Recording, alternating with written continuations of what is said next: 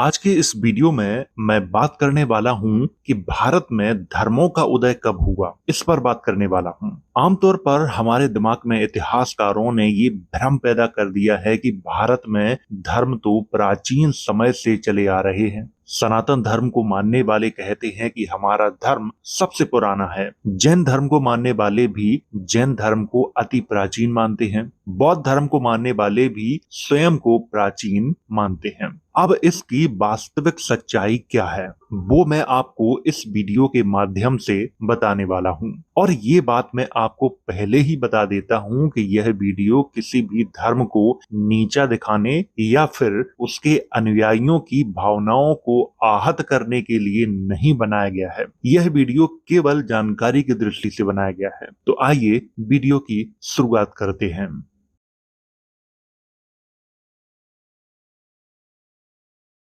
तो सबसे पहले वीडियो की शुरुआत यहां से करेंगे। उससे पहले बात कर लेते हैं रेफरेंस पर।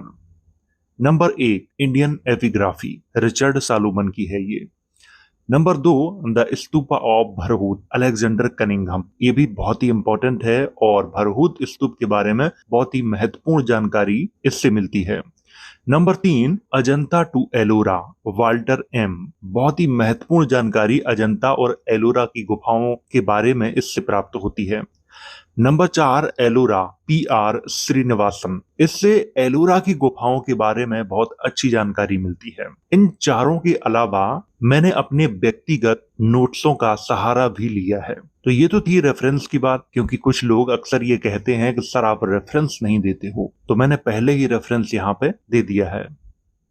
अब बात करते हैं असली मुद्दे की कि भारत में धर्मों का उदय कब से हुआ है। हमारे देश में अनेक राजा महाराजा हुए, परंतु किसी भी राजा ने स्वयं को सनातन धर्म, वैदिक धर्म या हिंदू धर्म का अनुयायी नहीं बताया है। ये बात आपको बहुत अच्छे से ध्यान रखनी है। हमारे देश में बहुत राजा महाराजा हुए हैं, उनके अभिलेख मैंने स्वयं पढ़े हैं। किसी भी अभिलेख में किसी भी राजा ने स्वयं को ये नहीं कहा है कि मैं सनातन धर्म को मानता हूँ या सनातन धर्म का अनुयायी हूँ या वैदिक धर्म का अनुयायी हूँ या वैदिक धर्म को मानता हूँ या हिंदू धर्म को मानता हूँ। ऐसा किसी भी राजा के किसी भी अभिलेख शिलालेख में नहीं कहा गया है। कुछ इतिहासकार पुष्यमित्र शुंग को हिंदू धर्म की पुनर्स्थापना का श्रेय देते हैं, जो बिल्कुल मूर्खतापूर्ण है, क्योंकि पुष्यमित्र शुंग नाम का कोई राजा भारत में नहीं हुआ है। आपको बड़ा अजीब लग रहा होगा कि मैंने ये क्या बोल दिया है। हाँ, बिल्कुल सही बोल रहा हूं मैं, और अपने पूरे होश और हवास में बोल रहा हूं मैं। पुष्यमित्र शुंग नाम का कोई राजा भारत में नहीं हुआ है। जो शुंग सरनेम है, ये किसी भी राजा की सरनेम है ही नहीं। इतिहासकारों ने ये फर्जी सरनेम जोड़ी है। आइए आगे बात करते हैं इस विषय पर। पुष्यमित्र शुंग को आप कैसे जानते हैं? पुष्यमित्र शुंग के समय यानी 185 ईसा पूर्व का कोई अभिलेख मिला है जिसमें पुष्यमित्र शुंग का वर्णन किया गया हो? ये मेरे प्रश्न है आपसे कि आप पुष्यमित्र शुंग को कैसे जानते हो? क्या पुष्यमित्र शुंग के समय का कोई अभिलेख मिला है ऐसा जिसमें पुष्यमित्र शुंग के बारे में सारी बातें बताई गई हूँ? ऐसा कोई भी अभिलेख नहीं मिला है, कोई भी शिलालेख नहीं मिला है। आपके दिमाग में आ रहा होगा राजा धनदेव का शिलालेख, अभी मैं उसी की बात करने वाला हूं आगे। धनदेव का अयोध्या प्रस्तर अभिलेख, जो पुष्यमित्र शुंग के समय यानी 185 ईसा पूर्व के 200 वर्ष बाद का है। अब आपको समझ में आया? जिस अभिलेख को हम ये समझते हैं कि ये पुष्यमित्र शुंग के समय का है, नहीं है, पुष्यमित्र शुंग के समय से 200 साल बाद का है, लगभग 4 पीढ़ियों बाद का है। अब आपको कुछ समझ में आया? अभी नहीं आया होगा, आगे और बात करते हैं। जिस अभिलेख का समय पुष्यमित्र शुंग के 200 वर्ष बाद का हो, भला उसे हम पुष्यमित्र शुंग के शासन काल में कैसे स्थापित कर सकते हैं? धनदेव के अभिलेख में शुंग सरनेम का प्रयोग भी नहीं किया गया है, तो हम उसे कैसे पुष्यमित्र शुंग से संबंधित अभिलेख मान लें? राजा धनदेव के अभिलेख में शुंग सरनेम का प्रयोग नहीं किया गया है, तो फिर ये शुंग सरनेम कहां से आया? इतिहासकारों ने जबरदस्ती इसको ठोका है और उसकी चर्चा भी मैं आगे करूंगा। इतिहासकारों के अनुसार धनदेव के अभिलेख में अश्वमेध का उल्लेख किया गया है। मान लो अगर कोई राजा अश्वमेध यज्ञ को करता है तो क्या वह हिंदू धर्म को मानने वाला राजा हुआ? बिल्कुल नहीं हुआ, क्योंकि यज्ञ तो ईरानी राजा भी करते थे। पारसी ग्रंथ जैन अवेस्ता में विस्तार से यज्ञ की चर्चा की गई है। पता है लोग हमारे दिमाग को कैसे घुमाते हैं। अगर कहीं यज्ञ की चर्चा की गई है तो लोग आंख बंद करके ये समझते हैं कि यहाँ पे हिंदू धर्म था। आपको पता है कि बलि प्रथा कितनी पुरानी है? बलि प्रथा के बारे में आप क्या जानते हो? कुछ नहीं जानते। और बलि प्रथा सिर्फ भारत में ही नहीं थी, पूरे विश्व में थी। अगर कोई राजा यज्ञ को कर रहा है तो उसे आंख बंद करके हम हिंदू नहीं साबित कर सकते। मैंने यहाँ पे लिखा है कि यज्ञ तो ईरानी राजा भी करते थे, और जिस समय की ये बात चल रही है उसी समय, आगे मैं बात करूंगा इसकी, 100 ईसा पूर्व के आसपास ग्रीक राजाओं ने क्या किया था कि ईरान से औधेय गणराज्य के राजाओं को भारत की तरफ खदेड़ दिया था। इसके बारे में मैंने थोड़ी सी चर्चा एक वीडियो में और की थी, जिन्होंने अयोध्या और मथुरा में दत्त वंश और मित्र वंश की स्थापना की थी। मित्र वंश के बारे में अगर आप पढ़ेंगे तो आपको बहुत अच्छी जानकारी प्राप्त होगी। ये उसी समय की बात है, इसीलिए मैंने क्या कहा था कि सुंग सरनेम वाला कोई राजा हमारे देश में हुआ ही नहीं है। मित्र सरनेम तो हुए हैं लेकिन सुंग सरनेम किसी का नहीं हुआ है। लेकिन फिर भी इतिहासकारों ने जानबूझ के हमारे दिमाग में ये चीज डाली है। धनदेव का अभिलेख अयोध्या में कहां से प्राप्त हुआ था, ये एक प्रश्न है मेरा। अयोध्या के रानोपाली बौद्ध मठ से ये प्राप्त हुआ था। उसी रानोपाली बौद्ध मठ के खंडरों पर वर्तमान समय में बाबा उदासीन संगत ऋषि आश्रम बना हुआ है। जिन लोगों को लगता है कि पुष्यमित्र शुंग हिंदू धर्म को दोबारा से स्थापना करने वाला राजा था, तो ये उनके अंदर सिर्फ एक गलतफहमी है, इससे ज्यादा कुछ भी नहीं है। पुष्यमित्र शुंग के समय में ही भरहूत स्तूप का निर्माण करवाया गया था। भरहूत स्तूप के प्रवेश द्वार पर राजा धनभूति का एक लेख भी मिला है। अब बात करते हैं राजा धनभूति के उस लेख की, जो कि बहुत ही महत्वपूर्ण है। इसमें क्या लिखा हुआ है उस पर बात करते हैं। ये जो आपको गेट दिखाई दे रहा है, दरवाजा, ये भरहूत स्तूप का पूर्वी दरवाजा है। ये आपको ये ध्यान रखना है। और ये वो छोटा सा लेख है जो इसी दरवाजे के एक पिलर पे लिखा हुआ है। ये मैंने यहाँ पे इसको दिखा दिया है ताकि आपको ऐसा ना लगे कि मैं कुछ गलत आपको पढ़ा रहा हूँ। क्या लिखा है इसमें वो मैंने हिंदी में भी लिख दिया है, क्योंकि वैसे तो मैं इसी को पढ़ सकता था, लेकिन कुछ लोगों का ये कहना है कि सर हिंदी में लिख दिया करो ताकि हम भी कुछ समझ सकें। तो लाइन नंबर 1 में लिखा है सुगनंग राजे रजू गागी पुतस बिस्देवस, और दूसरी लाइन में लिखा है पुतैण गोती पुतस अग्राजुस पुतैण, और लाइन नंबर 3 में लिखा है बाची पुतैन धनभूतिन करितंग तोरनंग, और लाइन नंबर 4 में लिखा है सिलाकम्म मंतो चा चपण। अब इसका हिंदी में क्या मतलब है वो भी मैंने लिखा हुआ है। हिंदी में मतलब है राजा सुगन के समय में गार्गी पुत्र विश्वदेव के पोता गोपती पुत्र अग्रराज के पुत्र बात्सी पुत्र धनभूति द्वारा बनवाया गया तोरण, ये लिखा हुआ है। अब यहाँ पे जो सुगनंग लिखा हुआ है इसी को इतिहासकारों ने सुंग लिख दिया है। बस ऐसे इतिहास हमारे देश में बदला जाता है। कहीं कहीं इतिहासकारों ने सुगनंग की जगह सुगनम भी लिखा हुआ है। अब आपको समझ में आ गया कि ये सुंग जो सरनेम है वो कहां से बनाई गई है, जो कि बिल्कुल गलत है। पुष्यमित्र शुंग के बारे में मैं एक वीडियो बनाऊंगा, उसमें सारे तथ्यों पर विस्तार से बात करूंगा। हालांकि इस वीडियो में मैंने आपको इतना बता दिया है कि आपके दिमाग में जो गलत फहमी है कि पुष्यमित्र शुंग ने हिंदू धर्म की द्वारा से स्थापना की थी, तो ये बिल्कुल गलत है। पुष्यमित्र शुंग ने अपने शासन काल में किसी भी मंदिर का निर्माण नहीं करवाया था, बल्कि एक स्तूप का निर्माण जरूर करवाया था, जिसे भरहूत स्तूप के नाम से जाना जाता है। और आप जानते हो कि अशोक बदान नाम का एक बौद्ध ग्रंथ है, अगर आप उसको पढ़ेंगे तो उसमें पुष्यमित्र शुंग को मौर्य वंश का आखिरी राजा लिखा हुआ है। हम किसकी माने, उन इतिहासकारों की जो दिन रात झूठ परोसते हैं, या उन ग्रंथों की जो अलग अलग बातें करते हैं? श्रीलंकाई ग्रंथ ये कहते हैं कि पुष्यमित्र शुंग ने बौद्धों को मारा था। कुछ लोगों को लगता है कि पुष्यमित्र शुंग ने भारत से बौद्ध धर्म को पूरी तरह से खत्म कर दिया था। तो ये उनकी सिर्फ एक गलतफहमी है, और ये गलतफहमी भी कहां से उपजी है? इन्हीं इतिहासकारों की वजह से, जो बिना सोचे समझे इतिहास को लिखते हैं। आपको लगता है कि पुष्यमित्र शुंग ने बौद्ध धर्म को भारत से खत्म कर दिया था? गुप्त काल में चीनी यात्री फाहियान भारत आया था। उस समय समय भारत में बौद्ध धर्म का बोलबाला था। इसके बाद राजा हर्षवर्धन के शासनकाल में चीनी यात्री हुएनसांग हमारे देश में आया था। उस समय भी भारत में बौद्ध धर्म का खूब बोलबाला था। अगर बौद्ध धर्म भारत से खत्म हो गया था तो फिर जो यात्री आए उन्होंने अपने यात्रा विवरण में बौद्ध धर्म के बारे में इतनी जानकारी दी, वो कहां से दी? इसी तथ्य से ये साबित होता है कि पुष्यमित्र शुंग ने बौद्ध धर्म को खत्म नहीं किया था। ये सारी बातें बेबुनियाद और झूठी हैं। हमारे देश में कुछ लोग अपना उल्लू सीधा करने के लिए सामने वाले को मूर्ख बनाते हैं। इसीलिए भारत में कुछ लोग ये प्रचारित करते हैं कि पुष्यमित्र शुंग ने बौद्ध धर्म को खत्म कर दिया था। ये बिल्कुल पागलपन है, इससे ज्यादा कुछ भी नहीं है। आइए आगे बात करते हैं। अब कुछ महत्वपूर्ण तथ्यों पर बात कर लेते हैं, क्योंकि इस वीडियो में मेरा उद्देश्य आपको ये बताना है कि भारत में धर्मों का उदय कब हुआ। तो कुछ महत्वपूर्ण तथ्य हैं, उन पर बात करते हैं।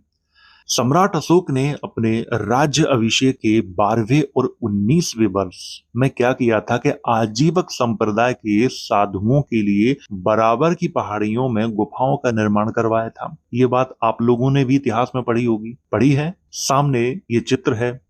सम्राट अशोक ने अपने गिरनार शिलालेख में समण और बमण दोनों को दान देने तथा उनके साथ अच्छा व्यवहार करने का आदेश दिया था। यहाँ पर समण और बमण दोनों का प्रयोग किया गया है। समण को ही संस्कृत में श्रमण लिखा जाता है। उस श्रमण में दो लोग आते हैं, जैन और बौद्ध दोनों आते हैं। ये बात आपको अच्छे से ध्यान रखनी है।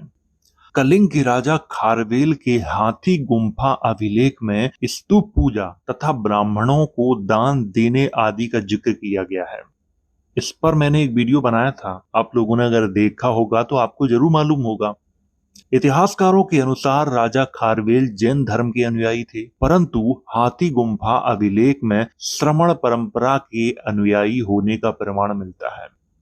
अब इतिहासकारों ने राजा खारवेल को जैन धर्म का अनुयायी इसीलिए माना है क्योंकि हाथी गुम्फा अभिलेख के प्रारंभ में नमो अरहतो कहा गया है। तो इतिहासकारों को लगा कि अरहतो शब्द का प्रयोग किया गया है, इसलिए वो जैन धर्म के अनुयायी थे। लेकिन शायद इतिहासकार ये बात भूल जाते हैं कि अरहतो शब्द श्रमण परंपरा का है और श्रमण परंपरा में दो लोग आते हैं, जैन धर्म और बौद्ध धर्म। ये बात इतिहासकार भूल जाते हैं। अरहतो बुद्ध को भी कहा गया है और कई बोधिसत्व हुए हैं, उनको भी अरहत कहा गया है। आपको नहीं पता? नमो तस् भगवतो अरहतो सम्मा संबुद्धस्य, ये बुद्ध के लिए कहा गया है। तो यहाँ पर भी अरहतो शब्द का प्रयोग किया गया है। तो अगर कहीं ये लिखा हुआ है नमो अरहतो, तो इससे क्या आप जैन धर्म का उसे साबित कर दोगे? बिल्कुल नहीं कर सकते। इतिहासकारों को इतिहास बहुत ही होश हवास में लिखना चाहिए, क्योंकि इतिहास ही वो विषय है जो समाज में जहर घोलने का काम करता है। राजा खारवेल के हाथी गुम्फा अभिलेख को आप पूरा पढ़िए, उसमें स्तूप पूजा का और ब्राह्मणों को दान देने की तक बात की गई है।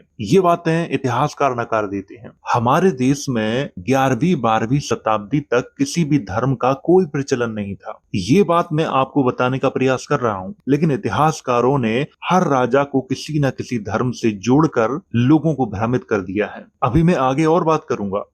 सातवाहन राजाओं के अभिलेखों से पता चलता है कि सातवाहन राजाओं ने बौद्धों को और ब्राह्मणों को भूमि दान में दी थी। सातवाहन राजाओं के बारे में सब लोग जानते हैं। सातवाहन राजाओं ने अजंता की गुफाओं का निर्माण भी करवाया था, जो बौद्ध धर्म से संबंधित हैं। ये आप सामने उन्हें देख सकते हो। वाकाटक काल में अजंता की गुफा संख्या 9 और 10 का निर्माण करवाया गया था, जो बौद्ध धर्म से संबंधित है। अजंता में कुल 29 गुफाएं हैं, जो सभी बौद्ध धर्म की महायान शाखा से संबंधित हैं। वाकाटक वंश के राजाओं ने लगभग 200 वर्ष तक शासन किया था। वाकाटक वंश की राजधानी नंदीवर्धन यानी नागपुर में थी। ये तथ्य मैं आपको इसलिए बता रहा हूं ताकि आप लोग ये समझ सकें कि राजा किसी एक धर्म को नहीं मान रहा था, वो बौद्ध धर्म को भी मान रहा था, मंदिर भी बनवा रहा था, जैनों के देवालय भी बनवा रहा था। गुप्त काल के दौरान सारनाथ में कई बुद्ध प्रतिमाओं का निर्माण किया गया था। ये बात आपको समझनी है। गुप्त काल के दौरान ही अजंता की गुफा संख्या 16, 17 और 19 का निर्माण करवाया गया था, जो बौद्ध धर्म से संबंधित हैं। गुप्त काल के दौरान ही मध्य प्रदेश के धार जिले में स्थित बाघ की गुफाओं का निर्माण करवाया गया था। और बाघ की गुफाएं किस धर्म के लिए प्रसिद्ध हैं, ये आप लोग जानते हैं। गुप्त काल के दौरान ही नालंदा विश्वविद्यालय का निर्माण करवाया गया था। कुछ इतिहासकार ऐसा मानते हैं कि पुनः निर्माण करवाया गया था। और नालंदा विश्वविद्यालय बौद्धों का प्रसिद्ध विश्वविद्यालय था। गुप्त काल के दौरान ही अनेक मंदिरों का निर्माण भी करवाया गया था। ये चीज हम इतिहास में भी पढ़ते हैं। देवगढ़ का दशा अवतार मंदिर भी गुप्त काल के दौरान ही बनवाया गया था। अनेक मंदिरों का निर्माण गुप्त काल के दौरान ही किया गया था। अब आप सोचिए तो वही गुप्त राजा मंदिरों का निर्माण करवा रहे थे और वही गुप्त राजा बौद्धों की विश्वविद्यालय बनवा रहे थे, बुद्ध की प्रतिमाएं बनवा रहे थे, अजंता की गुफाएं बनवा रहे थे जो बौद्ध धर्म से संबंधित हैं। ये कैसे राजा थे? मैं आपको क्या समझाना चाहता हूँ यहाँ पे? मैं आपको ये समझाना चाहता हूँ कि उस समय धर्म प्रचलित ही नहीं थे। मैं आपको ये बताने का प्रयास कर रहा हूं, लेकिन आपके दिमाग में इतिहासकारों ने जन्म से ही ये भर दिया है कि धर्म तो प्राचीन समय से प्रचलित थे। हमारे देश में अनेक भगवान हुए, अनेक हुए। क्या किसी ने भी स्वयं को ये कहा है कि मैं फलाने धर्म को मानता हूं या मैं फलाने धर्म का अनुयायी हूं? किसी ने भी कहा है? क्यों नहीं कहा है? आपके दिमाग में आज तक ये प्रश्न क्यों नहीं आया है? क्योंकि आप कभी भी अपने दिमाग से सोचते ही नहीं हो। सामने वाले ने जो बता दिया उसी को स्वीकार कर लेते हो। उसने गलत बताया या सही बताया, ये तक आप तर्क नहीं करते। और इसी को कहा जाता है अंधभक्ति। गुप्त काल के किसी भी राजा ने अपने किसी भी अभिलेख में स्वयं को ना तो बौद्ध धर्म का अनुयायी बताया है और ना ही सनातन धर्म का है, वैदिक धर्म का है या हिंदू धर्म का है उसका अनुयायी बताया है। गुप्त काल में अनेक राजा हुए, किसी भी एक राजा ने अपने किसी भी अभिलेख में ये कहा ही नहीं है कि मैं बौद्ध धर्म का अनुयायी हूँ या मैं जैन धर्म का अनुयायी हूँ या मैं वैदिक धर्म, सनातन धर्म या हिंदू धर्म का अनुयायी हूँ। किसी ने कहा है? किसी ने भी नहीं कहा है। क्यों नहीं कहा है? क्योंकि उस समय ऐसा कुछ सिस्टम था ही नहीं। जो हम आज देख रहे हैं ऐसा नहीं था। राजा हर्षवर्धन बोधिसत्व अवलोकितेश्वर के उपासक थे। इसका उल्लेख प्रसिद्ध चीनी यात्री हुएनसोंग ने अपने यात्रा विवरण में किया है। इस पर मैंने एक स्पेशल वीडियो भी बनाया है। अगर आप लोगों ने देखा होगा तो आपको जरूर मालूम होगा। अगर नहीं देखा है तो इस वीडियो के अंत में वो वीडियो आपको मिल जाएगा, आप उसको जरूर देखें। अब कुछ इतिहासकार जबरदस्ती क्या करते हैं कि हर्षवर्धन को शैव संप्रदाय से जोड़ देते हैं और इसका उल्लेख कहीं पर भी नहीं मिलता है। हमारे यहाँ मान्यताओं को इतिहास समझा जाता है और इतिहासकार भी मान्यताओं को ही इतिहास समझते हैं। ये बड़ी ही मूर्खता है, इतिहासकारों की भी और लोगों की भी, जो मान्यताओं को इतिहास मानते हैं। मान्यताएं इतिहास नहीं होती हैं, मान्यताएं मन की एक कल्पना होती है। बादामी के चालुक्य वंशीय राजा पुलकेशन द्वितीय के शासनकाल में ऐहोल में अनेक मंदिरों का निर्माण करवाया गया था और इसीलिए ऐहोल को मंदिरों का शहर भी कहा जाता है। ये बात आपने इतिहास में भी पढ़ी होगी। पुलकेशिन द्वितीय के शासन काल में ही मेगुती के जैन मंदिर का निर्माण भी करवाया गया था। ये बात भी आपने इतिहास में पढ़ी होगी। और पुलकेशिन द्वितीय के शासन काल में ही अजंता की गुफा संख्या 1 और 2 का निर्माण भी करवाया गया था जो बौद्ध धर्म से संबंधित है। अब आप सोचिए, राजा एक ही है, एक तरफ वो मंदिर बनवा रहा है, एक तरफ जैन मंदिर बनवा रहा है और एक तरफ गुफा संख्या 1 और 2 का निर्माण करके वो बौद्ध धर्म से जो संबंधित है उनका भी वो निर्माण करवा रहा है। ऐसा कैसे संभव है, उस पर मैं आगे बात करूंगा। अजंता की गुफाएं महाराष्ट्र के औरंगाबाद यानी संभाजी नगर जिले के अजंता गांव के पास स्थित हैं। अजंता की गुफाओं को 1983 में विश्व विरासत सूची में शामिल किया गया था। राष्ट्रकूट राजाओं के शासनकाल में एलोरा की गुफाओं का निर्माण करवाया गया था। आपने ये इतिहास में भी पढ़ा होगा। एलोरा की गुफाएं महाराष्ट्र के संभाजी नगर से 29 किलोमीटर की दूरी पर स्थित हैं।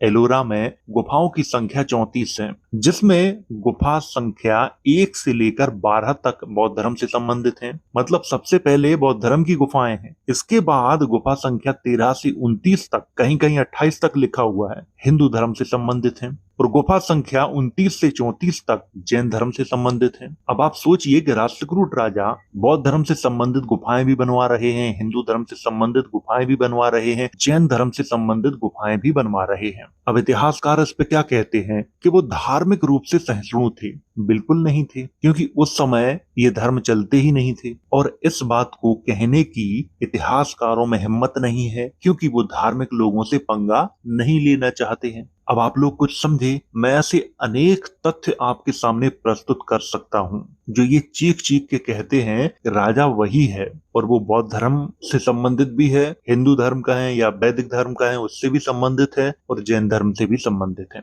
मैं ऐसे अनेक तथ्य आपके सामने प्रस्तुत कर सकता हूं कि राजवंश वही है। उसी राजवंश के राजा बौद्ध विहार बनवा रहे हैं, उसी राजवंश के राजा मंदिर बनवा रहे हैं, उसी राजवंश के राजा जैनों की देवालय बनवा रहे हैं। ये कैसे संभव है?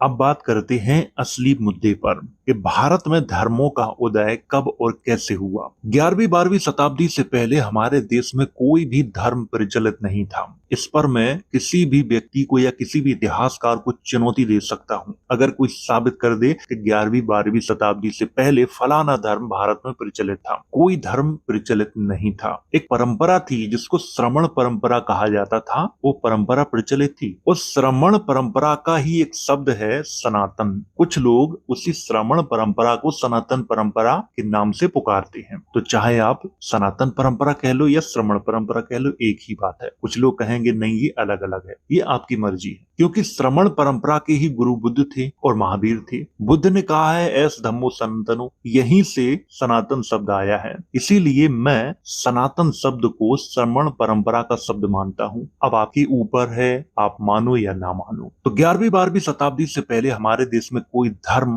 प्रचलित नहीं था, एक परंपरा प्रचलित। उस परंपरा में अलग अलग गुरु थे। बुद्ध भी उसी परंपरा के एक गुरु थे, महावीर स्वामी भी उसी परंपरा के एक गुरु थे, गुरु गोरखनाथ भी उसी परंपरा के एक गुरु थे, शंकराचार्य भी उसी परंपरा के एक गुरु थे। अनेक गुरु थे और उन अनेक गुरुओं के अपने अपने अनुयायी थे, और वो अनुयायी आपस में खूब लड़ते थे। कहते थे नहीं हमारे गुरु के पास बहुत शक्ति है, वो तो अंतर्यामी है। दूसरे कहते थे नहीं नहीं हमारे गुरु तो सीधे भगवान से बात करते हैं। इस तरह से वो अनुयायी आपस में लड़ते थे। और राजा लोग क्या करते थे, क्योंकि उन्हें अपना साम्राज्य चलाना होता था, तो वो क्या करते थे कि अपनी जनता को खुश करने के लिए, क्योंकि उनकी जनता आधी इस गुरु की अनुयायी है, आधी उस गुरु की अनुयायी है, आधी किसी और गुरु की अनुयायी है, तो वो सबको खुश करने के लिए किसी चीज का निर्माण करवाते थे। तो आधे इस गुरु के नाम पे करवा देते थे, आधे उस गुरु के नाम पे करवा देते थे, कुछ इस गुरु के नाम पे करवा देते। राजा ये खेल खेलते थे, इससे जनता खुश हो जाती थी। जनता को लगता था कि देखिए राजा ने मेरे गुरु का भी ये करवा दिया, राजा ने मेरे गुरु का भी वो करवा दिया। ये खेल हमारे देश में 11वीं 12वीं शताब्दी तक चलता रहा। इसके बाद क्या किया कि कुछ सातिर लोगों ने, अब मैं उन्हें सातिर ही कहूंगा, जो लोग अलग अलग गुरु के अनुयायी थे, उन अनुयायियों ने क्या किया कि अपने अपने गुरु के नाम पे एक एक दुकान खोल ली। जैसे गौतम बुद्ध के अनुयायी थे, उन्होंने बुद्ध के नाम पे बुद्ध धर्म नाम की एक दुकान खोल ली। आपको बुरा लग रहा होगा, मैं क्षमा चाहता हूँ। महावीर स्वामी के अनुयायी थे, उन्होंने क्या किया कि महावीर स्वामी के नाम पे जैन धर्म नाम की एक दुकान खोल ली। ऐसे ही जितने गुरुओं के अनुयायी थे, उन अनुयायियों ने अपने अपने गुरुओं के नाम पे दुकानें खोली। शंकराचार्य के नाम पे एक अलग दुकान खुल गई, न जाने कितनों के नाम पे अलग अलग दुकानें खुली, और आज भी वो दुकानें प्रचलित हैं। अब सारे दुकानदारों ने क्या कहा कि नहीं भैया हमारा धर्म तो बहुत प्राचीन है, जब से सृष्टि बनी है तब से ये हमारा धर्म चला आ रहा है। लेकिन आपको ध्यान रखना है कि सारे धर्मों का उदय एक ही परंपरा से हुआ है। ये धर्म कहें या पंथ कहें या कुछ भी कह लो, जो आपके मन में आए वो कह सकते। और सबसे ज्यादा स्थिति कब से बदली है, एक खास लोगों ने अपना प्रभाव पूरे भारत पे दिखाया है। वो कब से दिखाया है, वो अकबर के शासनकाल से दिखाया है, क्योंकि उनकी अकबर से बहुत अच्छी दोस्ती थी। अकबर ने जब कश्मीर को जीता, उस समय कश्मीर में एक अलग गुरु के मंदिर थे, उन मंदिरों को तोड़वा दिया गया। मैं किसी का नाम नहीं ले रहा हूं, लेकिन आप समझदार हैं, समझ गए होंगे। इसके बाद कश्मीर में स्पेशल मंदिरों की स्थापना करवाई गई, मस्जिदों की स्थापना करवाई गई। ऐसे हमारे देश में धर्मों का उदय हुआ। मैं ये बात बहुत अच्छे से जानता हूं कि कुछ लोगों को मेरी बातें बहुत बुरी लग गई हैं, क्योंकि मैंने दुकान शब्द का प्रयोग कर दिया है। मैं इन्हें दुकानें क्यों ना कहूं, आप बताइए। क्योंकि जिस गुरु ने अपनी कड़ी मेहनत से भूखे प्यासे रह के लोगों को जागृत किया, उन्हें ज्ञान दिया, आपने क्या किया कि उन्हीं का अनुयायी बन के उन्हीं के नाम पे दुकान खोल ली और उन्हीं के अनुयायी को तुम लूटने लगे, उनसे पैसा वसूलने लगे, चढ़ावा लेने लगे। ये बिजनेस नहीं है तो क्या है? इसीलिए मैं इसको दुकान कह रहा हूं। और इनका संबंध उस परम ईश्वर से है ही नहीं। लेकिन आपसे ये कहते हैं ये सारी माया उस परम ईश्वर की है, ये कहते हैं, लेकिन ऐसा कुछ है नहीं। तो आप लोग इस बात को समझो। मुगल काल में 3 शासक ऐसे हैं जिनके शासन काल में धड़ल्ले से कुछ लोगों ने अपनी दुकानों का प्रचार किया है। अकबर, जहांगीर और शाहजहां, इन 3 के शासन काल में कुछ लोगों ने अपनी दुकानें खूब प्रचारित, खूब चलाई, लोगों को जबरदस्ती अपनी दुकानों का ग्राहक बनाया। आप लोग समझ तो रहे होंगे मैं दुकान किस चीज को कह रहा हूं। और जिन लोगों ने मुगलों के समय में अपनी सत्ता भारत पे जमाई, आज उन्हीं के वंशज कहते हैं कि मुगल देशद्रोही थे। औरंगजेब पूरे मुगल वंश में एकमात्र ऐसा शासक था जिसने इन षड्यंत्रकारियों को महत्व नहीं दिया है। मैंने आपको इतना सारा ये समझाया है, आपको बताया है, इसलिए बताया है कि ताकि आप भी जब इतिहास पढ़ें तो किसी भी राजा को किसी भी धर्म से जोड़ने का प्रयास ना करें। इसीलिए मैंने आपको ये बताया है। ये बताने के लिए मैंने आपको इतने सारे एग्जाम्पल राजाओं के दिए।